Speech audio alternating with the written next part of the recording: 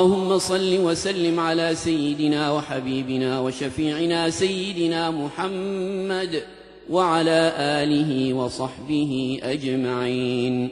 اللهم اقسم لنا من خشيتك ما تحول به بيننا وبين معصيتك، ومن طاعتك ما تبلغنا به جنتك، ومن اليقين ما تهون به علينا مصائب الدنيا، وانصرنا على من عادانا، ولا تجعل مصيبتنا في ديننا، ولا تجعل الدنيا أكبر همنا ولا مبلغ علمنا ولا إلى النار مصيرنا، ولا تسلط علينا بذنوبنا من لا يخافك فينا ولا يرحمنا برحمتك يا أرحم الراحمين. اللهم رحمتك نرجو فلا تكلنا إلى أنفسنا طرفة عين ولا أقل من ذلك ولا أكثر. اللهم إنا عبيدك وبنو عبيدك وبنو إمائك، نواصينا بيدك، ماض فينا حكمك، عدل فينا قضاؤك. نسألك اللهم بكل اسم هو لك سميت به نفسك أو أنزلته في كتابك أو علمته أحدا من خلقك أو استأثرت به في علم الغيب عندك، أن تجعل القرآن العظيم ربيع قلوبنا ونور صدورنا وجلاء أحزاننا وذهاب همومنا وغمومنا، وقائدنا ودليلنا إليك وإلى جناتك جنات النعيم. اللهم ذكرنا منه ما نسينا، وعلمنا منه ما جهلنا، وارزقنا تلاوته آناء الليل وأطراف النهار على الوجه الذي يرضيك عنا. اللهم اجعلنا ممن يحل حلاله ويحرم حرامه ويعمل بمحكمه ويؤمن بمتشابهه ويتلوه حق تلاوته. اللهم اجعلنا ممن يقيم حروفه وحدوده، ولا تجعلنا ممن يقيم حروفه ويضيع حدوده، واجعلنا من أهل القرآن الذين هم أهلك وخاصتك. اللهم اجعل القرآن العظيم لقلوبنا ضياء، ولأبصارنا جلاء، ولذنوبنا ممحصا، وعن النار مخلصا. اللهم ألبسنا به الحلل، وأسكننا به الظلل، وادفع عنا به النقم، واجعلنا به عند الجزاء من الفائزين، وعند النعماء من الشاكرين، وعند البلاء من الصابرين. ولا تجعلنا ممن استهوته الشياطين فشغلته بالدنيا عن الدين فأصبح من النادمين وفي الآخرة من الخاسرين. اللهم اغفر لجميع موتانا وموتى المسلمين الذين شهدوا لك بالوحدانية ولنبيك بالرسالة وماتوا على ذلك.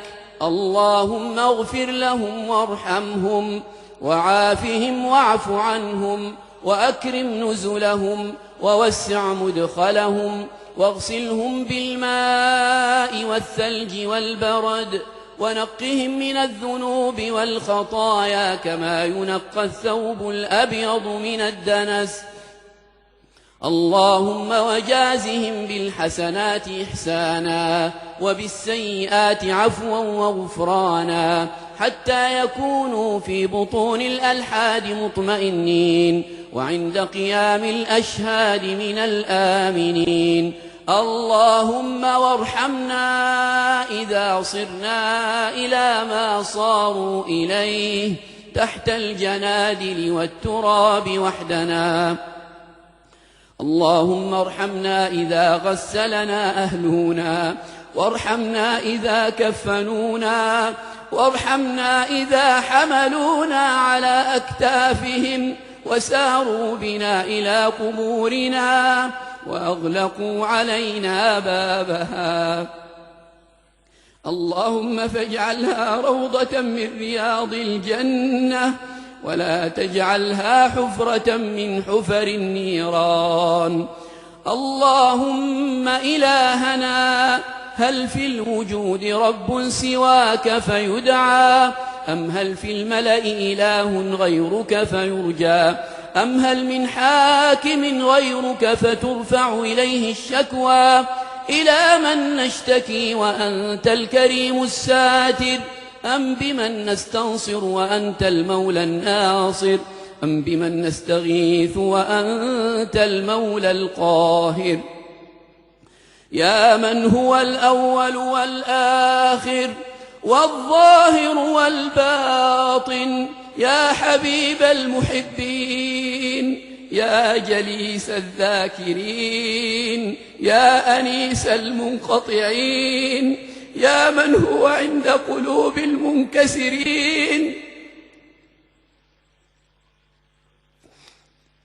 يا من هو عند قلوب المنكسرين، يا دليل الخائفين، يا مجيب دعوة المضطرين، يا رحمن الدنيا والآخرة ورحيمهما.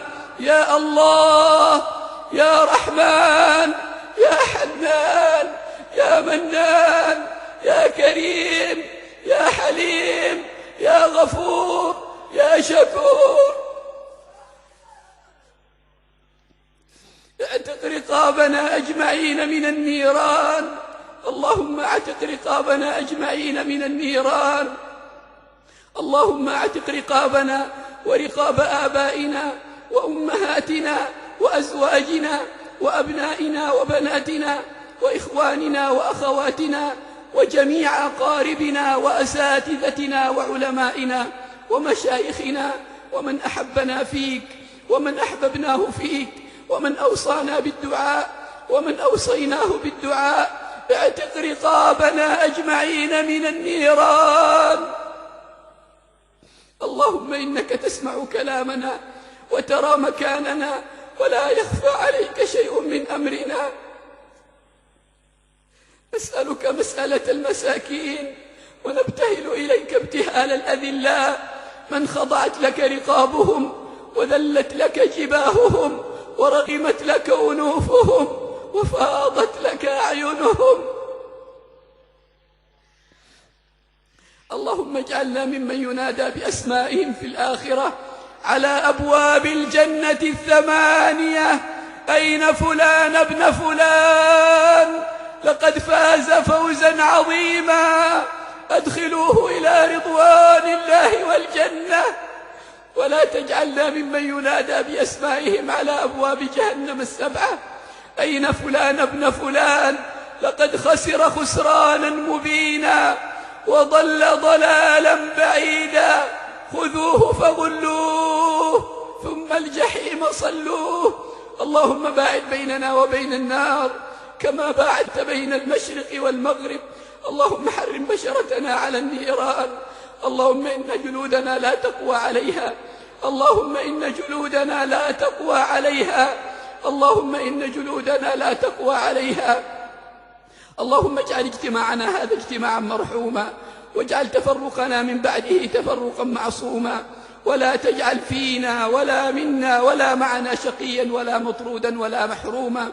اللهم صل على سيدنا وحبيبنا وشفيعنا سيدنا محمد. اللهم أحينا على سنته وتوفنا على ملته واحشرنا تحت لوائه واسقنا من يده الشريفة شربة هنيئة مريئة.